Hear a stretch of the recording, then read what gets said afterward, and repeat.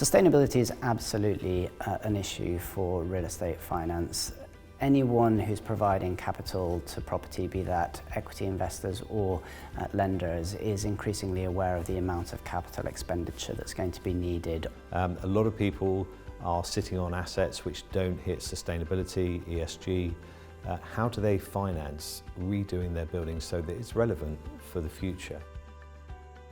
It's going to have an impact on the value against which those loans are made, because valuers are increasingly marking down the value of properties that are going to need a lot of capital expenditure to make them fit for the future, to make sure that they meet energy efficiency requirements. And so raising finance against buildings with lower values is actually going to be really, really challenging, and yet it's a puzzle that we're going to have to crack, because we need our buildings, which make up 25% of all carbon emissions in the UK, we need our buildings to be retrofitted to make sure that they are decarbonising, so that we do end up hitting our 2050 net zero targets.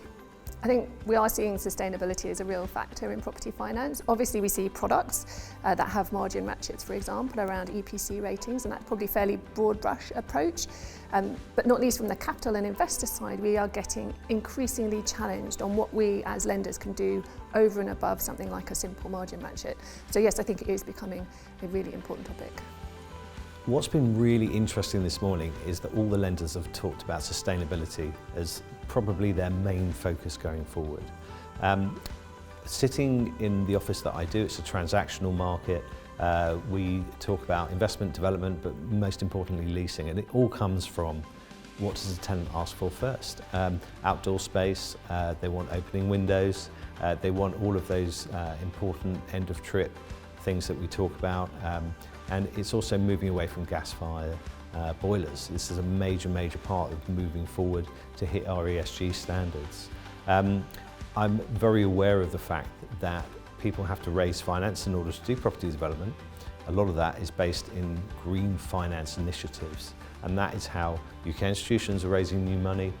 Overseas investors are very aware of it. You know, you go over to the Far East, it's something that they all know about, they all talk about. It's good that politics is following this up.